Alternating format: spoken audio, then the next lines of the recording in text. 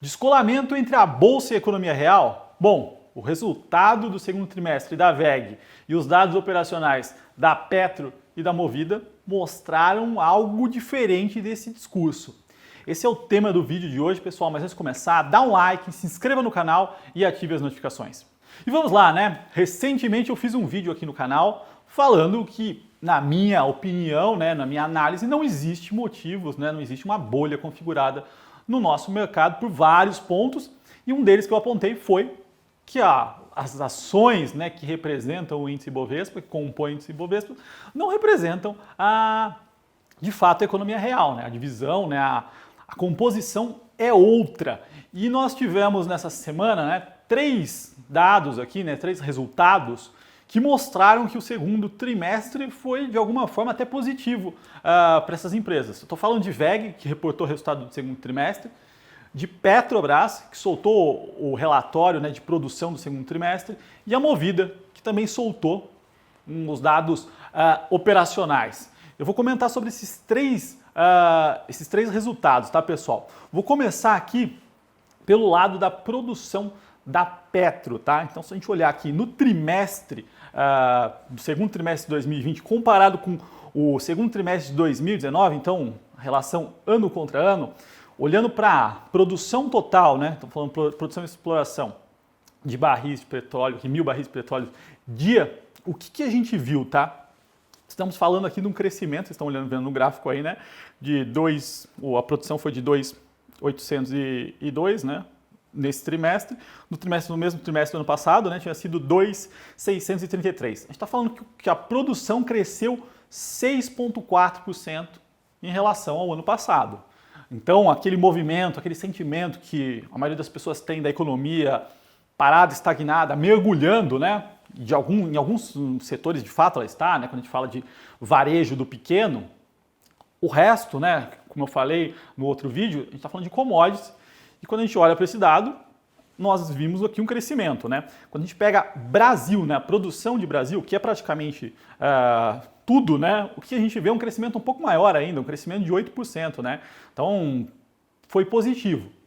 Mais um ponto que é importante, mostrar aqui para vocês, que não só a produção cresceu, mas também as vendas cresceram, tá? Então, quando a gente olha para o volume consolidado total de vendas em todos os tipos de combustíveis, gás, da Petro, o que a gente viu? Um crescimento de 3,6% em relação ao segundo trimestre de 2019. Então, aqui como vocês estão vendo, Então, isso aqui é uma métrica de equivalência, São todos os tipos de combustíveis, inclusive gás.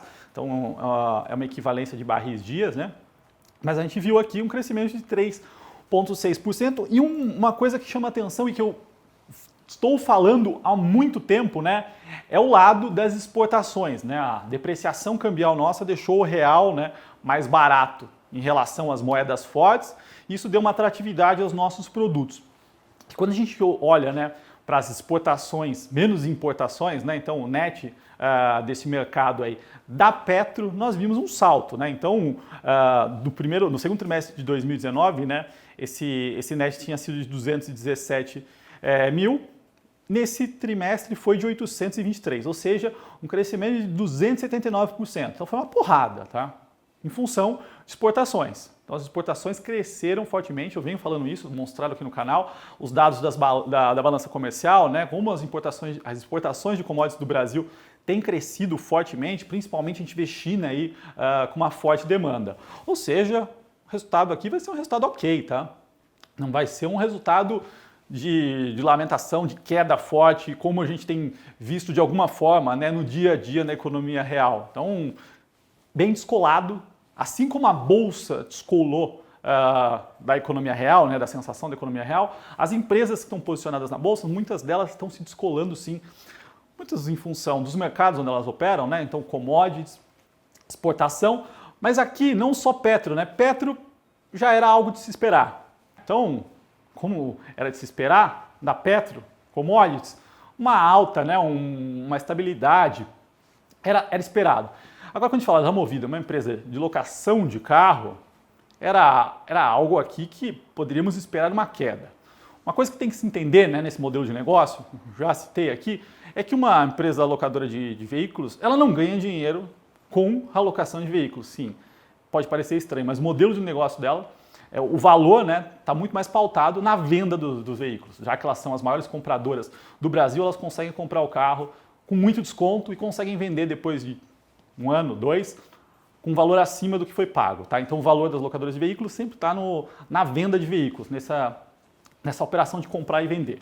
Mas quando a gente olha aqui para a receita, né, que foi divulgado, ainda não auditada, do segundo trimestre de 2020, né, então foi 1 bi e 47 milhões. No segundo TRI de 2019, esse resultado havia sido de 990 milhões. O que a gente está vendo aqui? Um crescimento de 5,8%. Então, um crescimento numa empresa varejista, né? Exposta totalmente ao nosso mercado, mercado interno. A gente vê o quê? Uma queda na receita de serviços, a gente está falando de aluguel de carro, né? Na contraparte, a receita com vendas de ativos, né, como vocês estão vendo aqui, seminovos, né, saltou de 617 milhões para 749, então subiu 21,3%. Então a venda de veículos seminovos aí deu uma porrada no segundo trimestre e impulsionou, deve impulsionar o resultado da Movida, tá, pessoal? Bom, e quando a gente olha para o resultado, né, da WEG, de ponta a ponta, ele foi positivo, né? Então, quando a gente olha para receita, então a receita do segundo trimestre de 2020 versus a do segundo trimestre de 2019 mostrou um crescimento de 23,7%. Quando a gente fala do lucro líquido, esse crescimento foi de 32,2%, né? E de EBITDA, a gente viu um crescimento de 36,3%. Ou seja, um crescimento da primeira à última linha e um crescimento forte, né? Um crescimento de 20, 30% aqui, num momento extremamente sensível, volátil e complicado da economia. E o que a gente vê, né? Então, vou mostrar aqui para vocês o gráfico de evolução da receita, né? Então, aqui está a receita do segundo trimestre de 2020, né? Se a gente olha aqui, essa aqui é do segundo trimestre de 2019, então um forte crescimento. Esse mercado externo, né, tem sido importante aqui na WEG. Entretanto, um ponto importante para a gente observar é que a WEG é uma industrial que está posicionada em setores que chamamos de ciclo longo. Ciclo de investimentos longo, industriais, geração de energia, né, entre outros.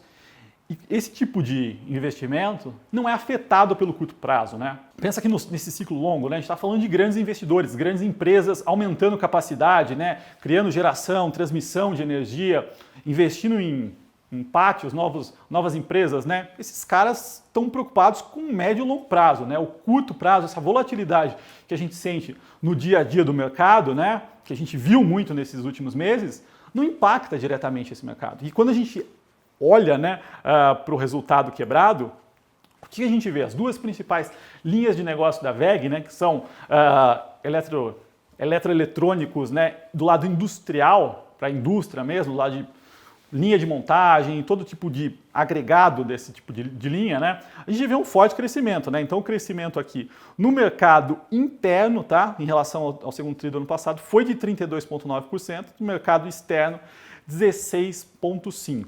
Ou seja, o mercado interno cresceu forte, né? Cresceu mais que o externo, inclusive, né? Quando a gente fala desse segmento.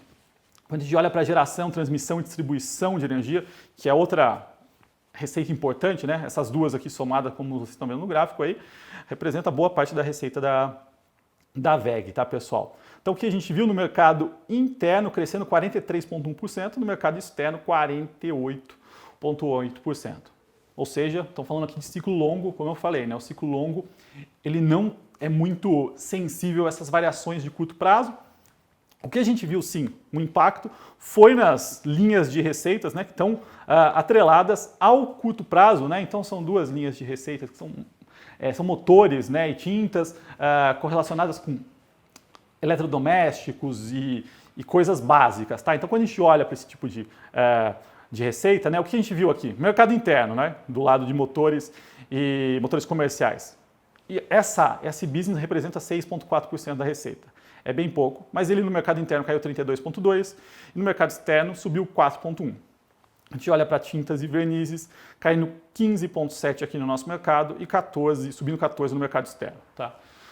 Mesmo com uma queda nessas duas linhas de receita, né, que são um pouco relevantes, né, as outras duas representam praticamente 90% da receita, a WEG conseguiu entregar um resultado fantástico, né, um crescimento em todas as linhas, aí, desde o topo até a última linha, né, até o lucro e o EBITDA, mostrando, né, um pouco do que a gente vem falando aqui no canal. O longo prazo, o investidor de longo prazo não está muito preocupado com isso. Existe uma demanda, né, por novos projetos, a gente vê aquecido, né, alguns mercados, né, como projeto de infraestrutura, construção civil. E as nossas empresas, né, elas não representam de fato a economia real. Né? Lógico que existe uma correlação em muitas delas. Né? A gente viu isso do lado da Movida, do lado da linha de aluguel de carros, né? Mas dado a expertise que as grandes empresas têm, acesso ao mercado de capitais, né? Elas mostraram aqui forte posição de caixa também. Tudo isso contribui muito para esse tipo de empresa e acaba se distanciando um pouco, né, daquela visão que a gente vê nos jornais aí do caos instalado na economia. Não é bem isso, tá, pessoal? Por isso, eu não vejo nenhum motivo, não vejo dados, né, que indiquem uma bolha no nosso mercado, tá certo? Bom, se você gostou desse vídeo, dá um like, se inscreva no canal e até a próxima.